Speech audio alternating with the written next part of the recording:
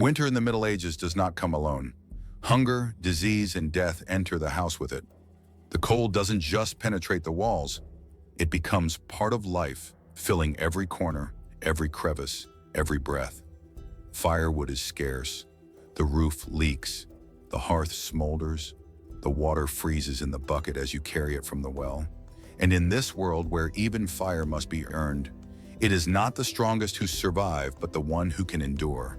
Historians believe that up to 20% of the population in some villages died in a single winter, not by sword, from the wind, a runny nose, from having nothing to cover a child at night, a simple cut, uncooked porridge, a cold floor.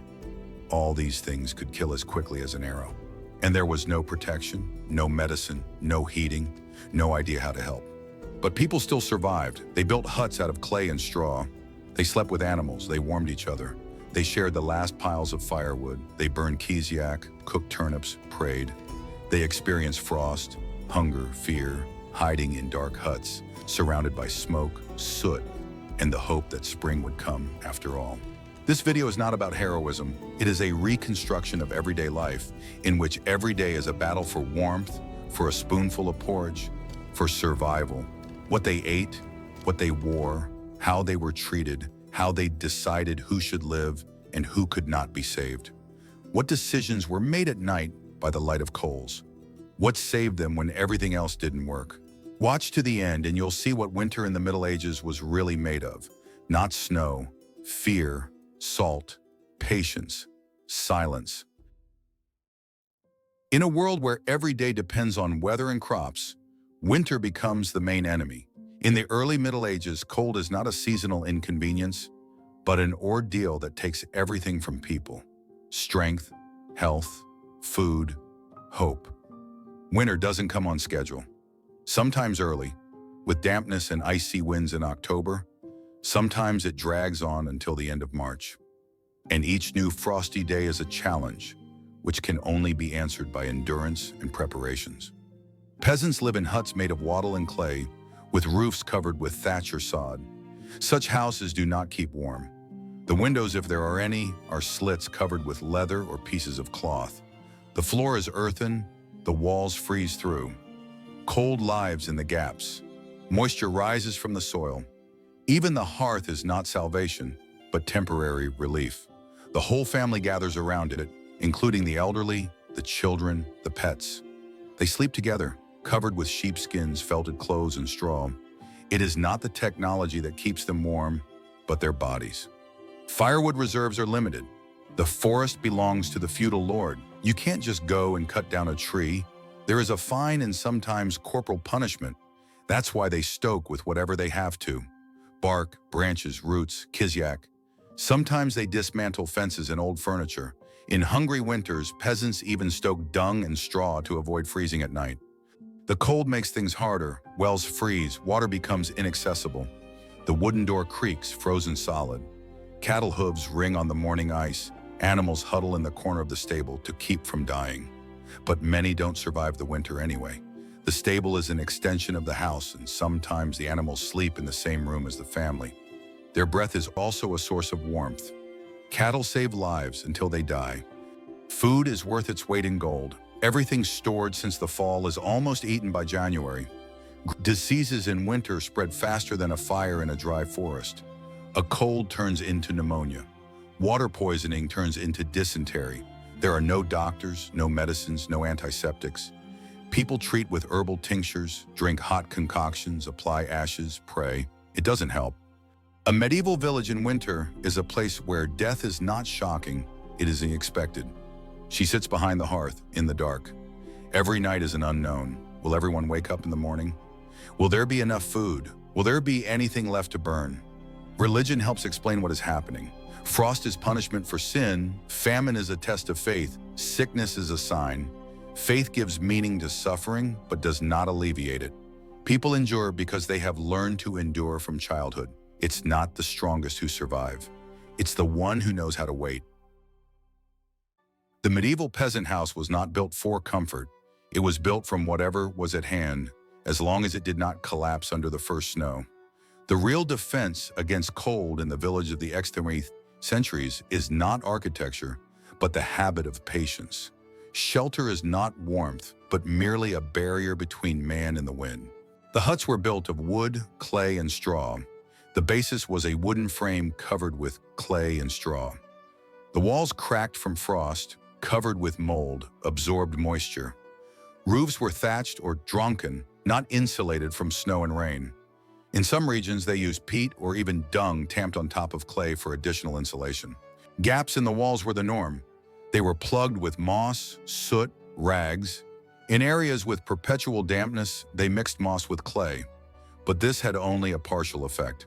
The house remained drafty and cold, especially at night. Archaeological finds in Britain and northern France show that even in the early 14th century, peasant houses were rarely insulated. Windows were absent or replaced by small openings. Glass was a luxury item available only to monasteries and castles. In the homes of commoners, window openings were covered with oiled cloth, bull's bladder, or wooden shutters. Light was scarce. When winter came, the hut became a semi-dark cave, with light coming only from the hearth. The floor was earthen, it froze, absorbed moisture, became a swamp after the rains and ice in January. Some people covered the floor with straw, dry leaves, or rags, but all this quickly rotted away. Only a few houses, especially in the wealthier villages, had wooden flooring, and then only in the upper room, where the older members of the family slept. The hearth was the centerpiece of the dwelling, not only a source of heat, but also a means of cooking and heating the whole hut. However, without a chimney, which was almost nowhere to be found, smoke drifted up to the ceiling, smoking the walls and soaking everything. Details of such buildings are recorded in abbey chronicles and in the minutes of church surveys of villages. The cattle were kept right in the house. This was done not because of laziness, but because the animals' bodies gave off heat. Goats, sheep, pigs were kept in a corner or in an outhouse separated by a partition. At night, the heat from their breathing helped to survive in especially bitter frosts. No stoves, no windows, no insulated doors, no attics. Everything is crude, primitive, functional. A peasant's house is not a place of rest. It's a shield from the wind, nothing more. If there's a big storm, the roof can blow off. If there's a flood, everything gets wet. In the heat, it's stuffy. In frost, it's as cold as outside.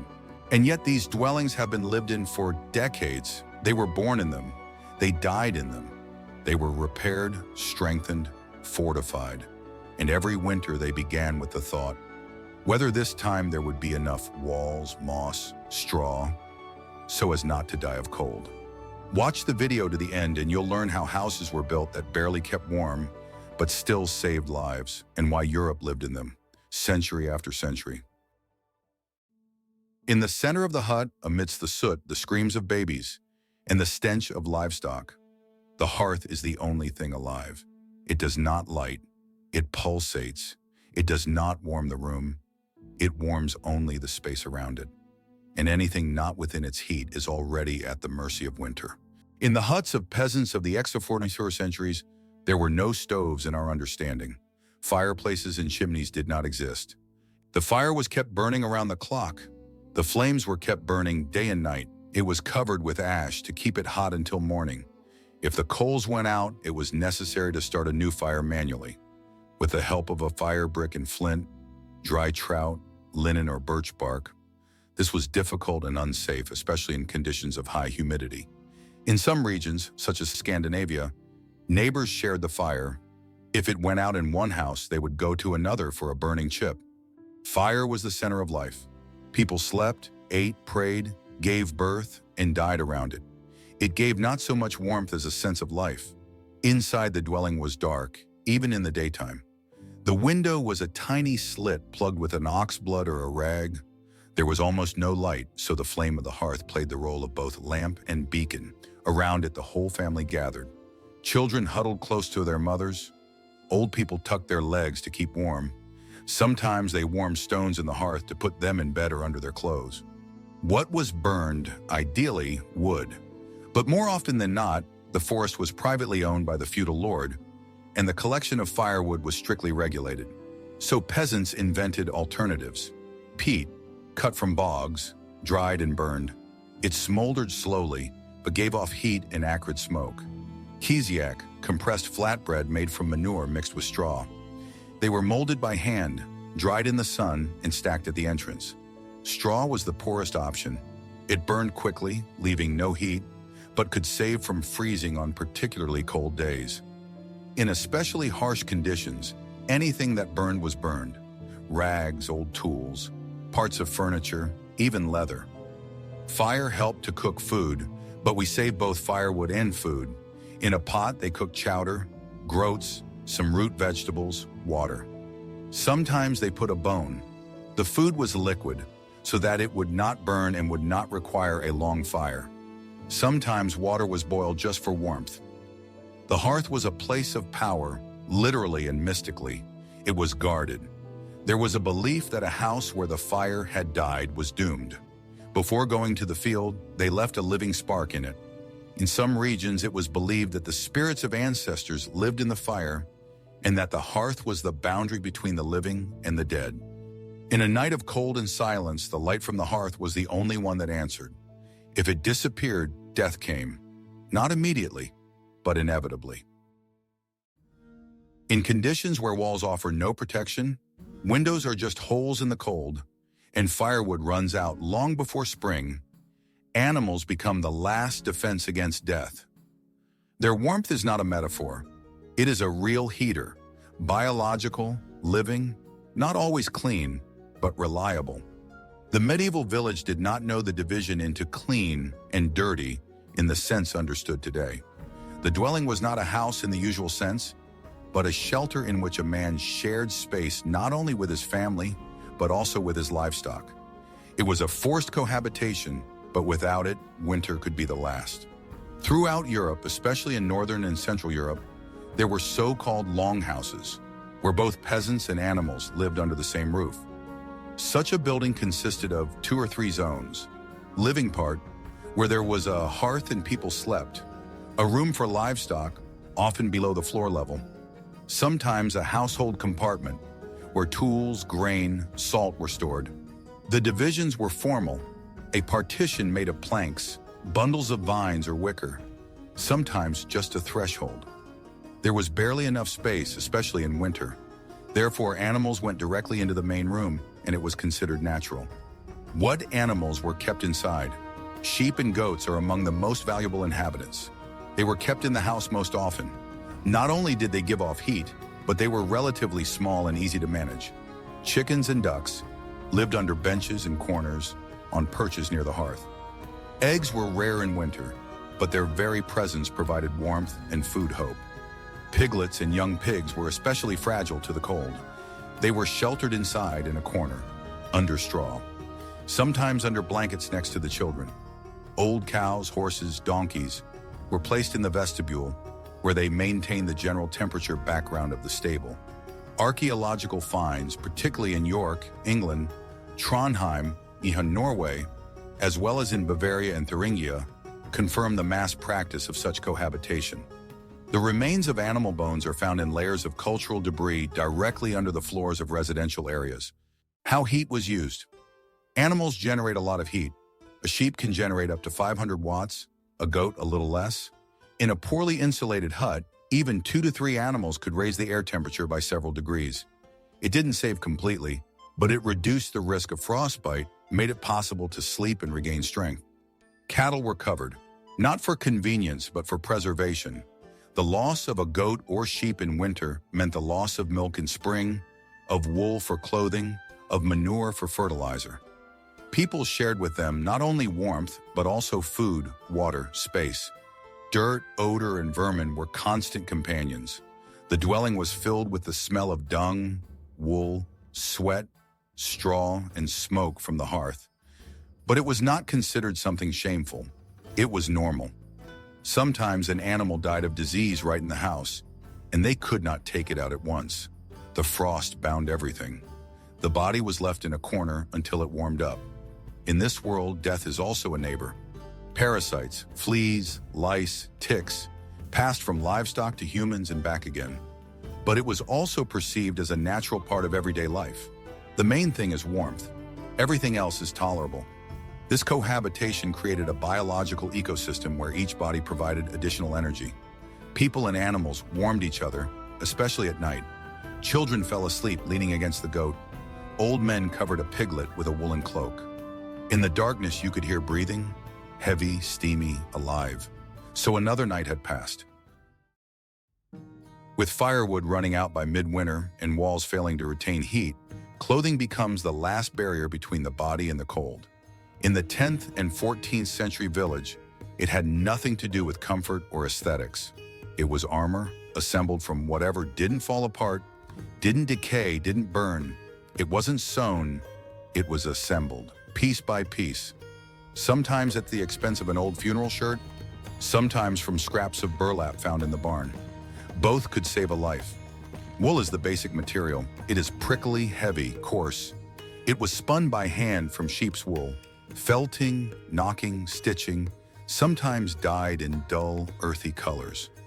In Northern Europe, not only sheep were used, but also goat, dog, and sometimes the remnants of old fur linings.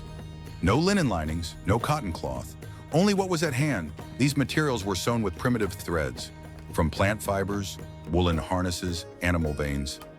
And all this construction quickly got wet, torn, lost its shape. But it was not thrown away, and it was repaired to the last man. In the cold, the peasant wore whatever he had. He put on a linen shirt, then a woolen tunic, then a thick cape, sometimes a cloak, sometimes a leather half caftan if it was preserved from previous years. Straw, sheep's wool, shreds of cloth were stuffed under the clothes. Some of the underclothes were not washed for years so as not to destroy them. They were worn until the thing literally began to disintegrate in their hands. Footwear was a problem. Only the wealthier peasants could have leather boots, and even then, not every season. Most wore homemade clogs, winding boots, and lapticks. They put dry grass or straw inside to reduce the cold and provide some cushioning. But everything got wet quickly, especially if the snow melted. Frostbite on the feet was common. People lost toes but kept working. Repainted shoes were passed from father to son. Children made temporary shoes from skins boiled in ash. Primitive, crude, but enough to reach the well and not to freeze. Clothes were never changed. They slept, ate, worked, were buried, and died in them. Underclothing in the modern sense did not exist. One put on a shirt, if there was one. Everything else was on top. They took them off only in case of illness or death. Sometimes clothes were literally cut off the body, so much so that they became embedded in the skin. In winter, it became a second skin, warming and poisoning at the same time. Parasites, excrement, mold, and phlegm accumulated in it. Furs were rare in the lower classes. Sheepskin was the limit of dreams. Often only part of the fur was used, sewing it onto worn fabric. Inside to keep you warm. No decoration, no style. Sometimes the fur was old, bald in places, with bald patches and bald spots, with a musty smell, but it still kept them warm. Clothing was common. Cloaks, shirts, capes were passed from generation to generation. Children had adult clothes sewn over, hemmed, tied, and belted. In some villages, there were even spare clothes, which were collected together and stored in case someone was left without clothes. They were holes with sleeves, but it was a chance to survive. The clothes themselves were not only protection, but also an indicator of position. Whoever had more layers lived better. He who had new patches, his neighbors helped him. Who had mittens made of leather, not rags, he survived the last season. It didn't warm like modern fabrics, but it was created for a world where there were no thermal underwear, insulation, synthetics, and heat from the radiator. It was made for a world where you didn't die. In the Middle Ages, food in winter is not a comfort, a ritual, or a taste. It's a bare necessity. Without hot food, the body freezes, weakens, gives up. And when the body gives up, no faith, no fur, no walls can save it. Food becomes fuel. And the more fat in it, the more dense it lies in the stomach, the higher the chance to live until spring. The peasants did not have a varied diet. The diet was limited and was prepared long before the first frost. In the fall, everything that could be preserved was dried, buried, hung under the roof. It wasn't excess, it was fear. Because winter is always the unknown. Famine could come suddenly. The crops could rot in the cellar. Corned beef could go bad. One damaged grain and the mice would eat the sack overnight. And that's when the real trouble came. The basis of the diet was porridge on water. Barley, rye, oats, anything that wasn't taxed. They boiled the porridge, added dried herbs, turnips, sometimes an old bone to let the fat go. The broth was murky, salty, smoky. The whole family ate it from one bowl. One ladle for everyone. The elders got more, the children got a spoonful in a circle. Turnips are the main product of winter. It was stored in cellars and pits underground, covered with ash or straw. It was not cooked until soft, just stewed in ash or thrown into a cauldron.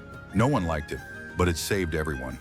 Turnip was in every house, in every chowder, in every tale of trouble. It was also in every case of salvation. Corned beef is made of pork, goat, and sometimes beef. It was prepared in the fall.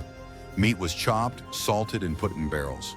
But the barrel was rarely opened, only on a holiday. Or when someone died of weakness. One piece of meat could be the main meal of the week. It wasn't eaten whole, it was put in a cauldron to spread the smell throughout the house. The meat was taken out, cut up, given to those most in need. Fat and lard are more valuable than silver. Whoever had a jar of ghee was rich. They rubbed it on bread, melted it in chowder, added it to porridge. Without it, the food was not warm. Fatty food kept the body in tone. One spoonful more and you could go to the field. One spoonful less and the day passed in chills and drowsiness. Bread was not something you could cut. It was hard, dark, made of flour with impurities of ash, chaff, and bone dust. It was dried deliberately, then it was soaked. Sometimes they put it in chowder as a thickener. Once a week they baked a flatbread on the hearthstone. Crunchy on the teeth, smelled of smoke, but it fed. Salt was used sparingly. It was needed for salting, not for flavor.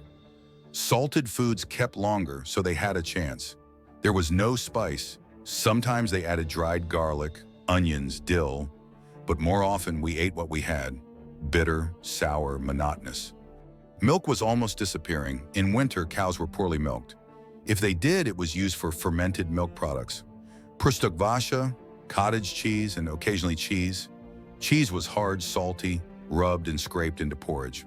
Chicken eggs are rare. Chickens didn't lay well. If an egg was found, it was like a gift. It was given to a sick person or a child. Sometimes it was diluted with water and added to dough to make it a little softer. The rations were strictly distributed. The older ones ate more because they worked. The younger ones ate what was left over. Women often gave up their share in favor of the children. Old people ate only once a day. The head of the family decided everything. He distributed the rations.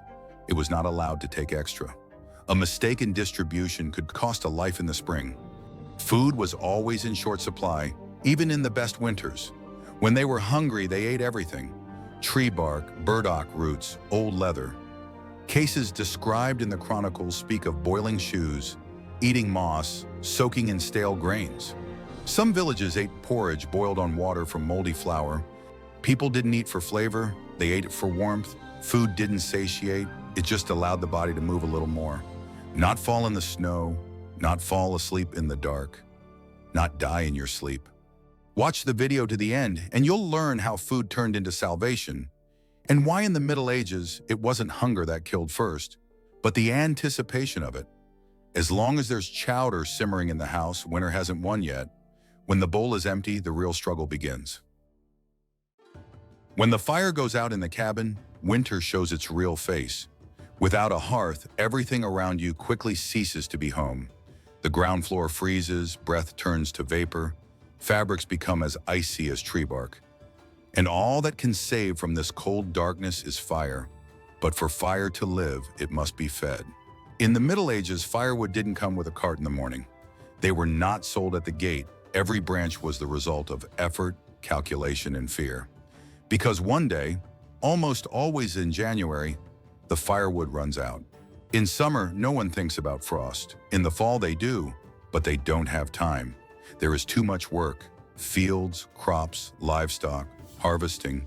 And for winter, you have to pay with what you have time to put aside. Even in a good summer, even with reasonable harvesting, the heat disappears faster than it seems. Cold nights start in November, and by Christmas, we have to burn what we had planned to save for February. And the forest is not for everyone. It's not freedom. It's not the common good. Almost all of the forest belongs to the feudal lord. It is subject to the assize of the forest, a law introduced in England from the late 12th century, regulating access to forest land. And not only there, in France, Germany, Poland, the same system, even gathering dry twigs in someone else's forest could end in a fine, banishment, or punishment with a whip. Cutting down a live tree was punishable by death as theft. So the peasants made do with what was not forbidden, or what could not be traced. Dry wood, dead branches, remnants of roots. Everything was collected before the snow, dried under the shed, stacked along the wall, sometimes right under the thatched roof to protect the wood from the rain. But it wasn't enough, so they looked for a replacement, and they did. The first salvation was kiziak, dried dung. It was mixed with straw, molded into flat cakes, dried in the sun, and stacked. It smoldered slowly with smoke and odor, but gave stable heat. It was especially valued in regions with a poor forest zone, on the plains, in the steppes, in lowlands where trees did not grow. In Ireland, Scandinavia, Eastern Europe, the use of kiziak continued until the 19th century. The second option was straw, leftovers from the roof, from the harvest, from bedding. It was burned in the hearth, thrown in armfuls. It burned quickly, flared brightly, but gave little heat. It was used as a kindling or as a short-term source of light and steam. Sometimes straw was twisted into bundles and made into tight bundles to smolder longer. The third source of heat was roots and bark. Roots were dug out of the ground in the fall months, most often from shrubs, willow trees, and young trees. They were dried, stabbed, burned. Bark was cut from fallen trees or dead wood. It was put in the hearth to add smoke and a little heat. Sometimes even dry grasses, moss, and rotten logs were used. When they ran out of wood, they burned everything. Broken doors, dismantled wattles, parts of an old cart. Some chronicles of the three centuries mention how peasants burned furniture, icons, even crosses to keep their children from dying. Sometimes they even burned clothes. Old, wet, but somehow burning. Firewood was stored under a shed or in the attic if there was one. They were counted. For the day, 3 piles, 1 in the morning. Lunch, the second. Evening and night, the last one. If it was -10 outside and there was only 1 bundle left, they kept it until midnight. When the supplies were gone, there was a special silence in the hut. No talking so as not to waste strength. They did not move so as not to lose heat. We sat closer together. Sometimes they slept against the wall where chickens or sheep stood under the house. Sometimes they just waited for dawn, silently. Warmth in those months is not about comfort. It doesn't mean cozy. It doesn't embrace. It's lounging a few degrees above freezing, in the breath of a goat, in the flesh of a sheep, in a fire that burns for another half hour, and the rest is as it comes. In a medieval village, sickness never came alone, especially in winter. It came with cold, hunger, and fatigue, with soggy clothes, with uncooked porridge, with a child who coughed under a straw blanket all night. Sickness in winter is not the exception, but the background. Everyone gets sick, in varying degrees. One with a runny nose, another with chills. The third one can't get up anymore, and no one is surprised. Colds are part of life, but in conditions where there is no warmth, clean water, rest, and basic help, even a cold can easily turn into a death sentence. No soap, no bars, no liquid, not even the notion of regular washing. There is not enough water even for drinking. Washing is a luxury. Bathing is a suspicious ritual. The body is cleaned in summer, in the river, sometimes in the bathhouse if there is one. But in winter, no one washes. Only if they die. Sometimes they don't even wash after death. Clothes are wet, dirty, often with lice. They don't take them off. They are not washed. They sleep in them, work in them, give birth in them, die in them. A cold in such conditions is inevitable. One wet shirt, one day in the field with wind is enough, and a cough starts, then wheezing, then fever, and then fever and delirium. No heat. The fire in the hearth burns with a weak flame. We're running out of wood. The house is damp. Smoke presses on the chest. People go to bed in their clothes, huddled together and with animals. The air is heavy, soaked with sweat. Soot, the smell of dung and straw. In such conditions, not only one person gets sick, but the whole house gets sick. An adult can hold on for a day, 2 days, a week. But a child gets weak fast. It starts with a stuffy nose. then a cough, then wheezing. They give him a decoction of wormwood, mother and stepmother, dried sage if there's any left. They steam him over a cauldron with a few herbs thrown in. They put a pot of hot water next to the bed, but it's all just an attempt. Hope? A bathhouse could have saved the day, but it's not available everywhere. And to heat it means to spend the whole day and almost all the wood.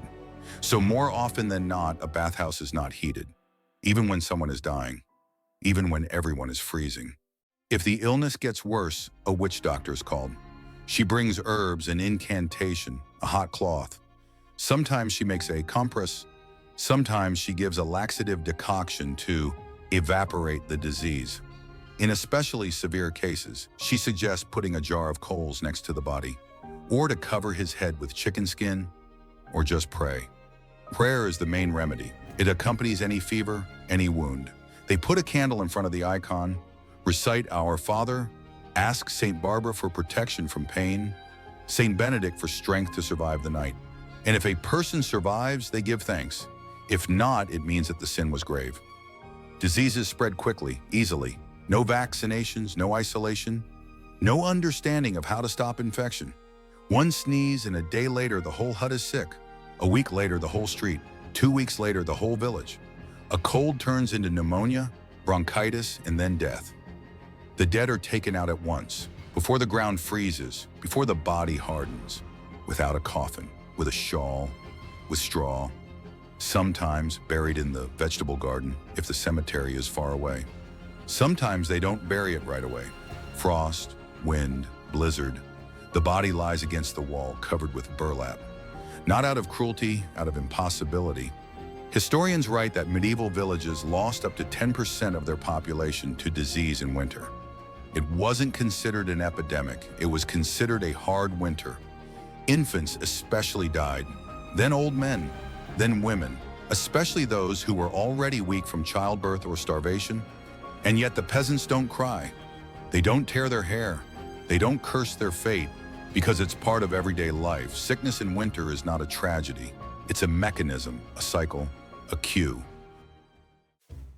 In the conditions of a medieval winter, when the walls do not keep warm, wood is running low, food is almost eaten, and the body shivers even under 2 layers of clothing, a person stays alive not at the expense of strength, at the expense of other people. One does not survive. One is dead, only still breathing. There is no private space inside the hut. There is one common room where a weak fire burns and a straw mat lies. Everyone sleeps together. Parents, children, old people, babies, all huddled together under what is left of the woolen blanket. Warmth is not a fireplace or a furnace or fur. It's a breath, it's a hand, it's a warm back. Even a dog is part of the heating system. It is in winter that the whole meaning of community shrinks. As long as there's someone around, you can live. Someone to bring firewood, someone to share a meal. Someone will put a shirt under your head because there are no pillows. Someone will give up their seat closer to the hearth. It's not charity, it's instinct. Cooking together, there is food for everyone in one bowl. One of them has a bone left. They give it to a neighbor who has 3 children. Another has a pot of grits. They make a pot of grits for everyone. They put in their turnips if they need to. They exchange, not as merchants, but as companions. Today, you, tomorrow, me. Firewood is a common cause. Those who have even a little give it to those whose hearth has long been extinguished. To take a coal is not stealing, but a request. In return, a jug of water or half a flatbread. The peasants understood if the neighboring hut freezes, it will be your turn. That's why they pass fire as they pass on life, carefully from hand to hand. Historical sources, and especially monastic chronicles and court records, confirm active mutual aid in villages. During hungry winters, lists of the worst off were compiled, and these families were helped. Sometimes from the common stocks, sometimes from church supplies, sometimes from personal supplies. But in particularly difficult years, darkness fell. The community began to choose. No official lists, no voting, but they chose. Those who gave the most hope were saved. Men who could chop wood, fix the roof. Women who breastfed, nursed the sick. Children, especially boys. These were survival instincts heightened to the extreme. Old people were relegated to the background. The letters of chroniclers of the 13th century mention cases when a grandfather was given a mug of water and a piece of bread in his hands and said goodbye. He would go to the barn or into the woods, lie down in a sheepskin, and there alone he would quietly freeze, sometimes without waiting for a request, sometimes of his own free will, because he knew it would be better for everyone. Sick people are a tragedy of their own. If the disease is contagious and there's no cure, the door could stay closed. Not because they hate them, it's because they're afraid. There were cases when families locked themselves inside the house and did not come out for weeks to avoid infection. Sometimes priests came to give absolution through the crack. Sometimes no one came at all. But there were other stories. When the whole village melted the only bathhouse to cure one boy. When the last sack of oats was given to a widow. When a man shared half a boot because his neighbor's children were barefoot. Collective survival was not a beautiful image. It was a practical way of facing death. Being together meant sharing not only the heat of the hearth, but also fear and hope. Hope that spring would come, that food would come back, that the chickens would start laying again, that there would be life, at least some life. The community was a living organism. One sneezed, everyone listened. One died, everyone dug a hole. One person was saved, everyone gave thanks. It wasn't democracy, it wasn't socialism, it was a primitive but efficient system of exchanging life. In a cold, dark, cramped hut, where there is only one bowl of porridge for everyone, where wood is counted by the splinter and animals lie closer to the hearth than children, the psyche becomes as much a survival tool as the knife, fire, or wool. Here, those who are stronger do not survive. Those who survive are those who know how to wait. Silence, patience. The medieval peasant doesn't complain, not because he doesn't suffer, but because suffering is the norm.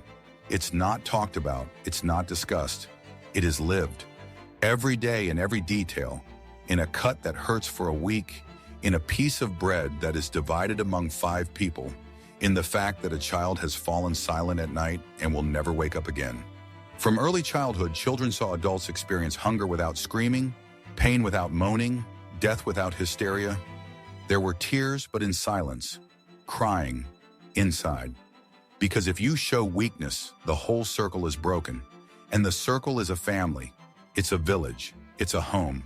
Historians note that in village documents, there are almost no descriptions of emotional reactions to suffering.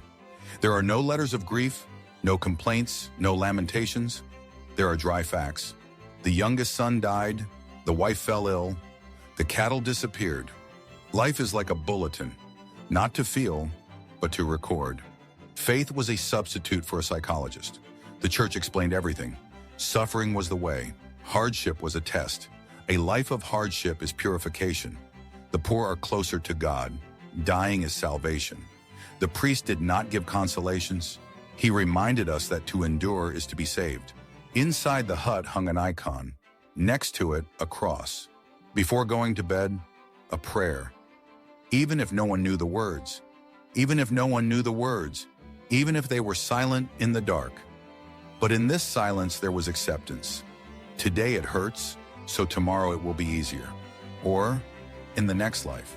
The sermons of the 14th and 13th centuries have been preserved, which directly stated, if you moan, you multiply torment.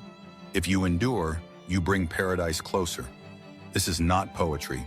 It is a working model of survival. Faith is like a crutch, like a support, like an anchor. Without it, winter became not just cold, but meaningless. But it wasn't just religion that gave strength. The main motivation was spring, not as a metaphor, but as a fact. In 3 months, the ground would thaw. 4 months later, you can sow. 5 months later, the chickens come back, the berries come back, the water flows. And everybody knew it. Before the ground thaws, there's a chance. Even in the bleakest January, peasants continued to live. Not because it was good, but because it would be better later. It would. They saw it over and over again. First darkness, then light. First hunger, then rye. That's not optimism, it's memory, cyclicality, biological hope. Hope in the Middle Ages doesn't scream. She sits in the corner, staring into the fire, and waits, gritting her teeth covering her wound with a rag, holding her child to her breast. The one who survives is the one who stays in the circle, who does the same thing every morning as the day before, who doesn't give up, not because they can't, but because they don't know how. Psychologists today would call it resilience. Resilience, life adaptation. Back then it was called something else. Everybody lives like that. And indeed they did, rarely until old age. More often 40. But they lived, and they passed on to their children the main thing. Not to be the first, not to be the best, to be patient. Winter in the Middle Ages left not by calendar, but by footsteps. Empty barns, fresh graves, tired eyes. Spring brought no relief, only a reprieve, because winter came again, every year. It was not the strongest who survived, but those who could keep silent, endure, wait. Those who warmed themselves with their bodies, shared the last scrap, did not ask why, but simply continued to live. One day, then another. Faith explained the pain. The community shared wood and porridge, and hope hid in action, in the fire that was lit, in the bowl that was served, in the breath that did not subside during the night. While the hearth smoldered, there was life. While we waited for spring, there was meaning. That was the strength. Not to defeat winter, but to stay. Could you?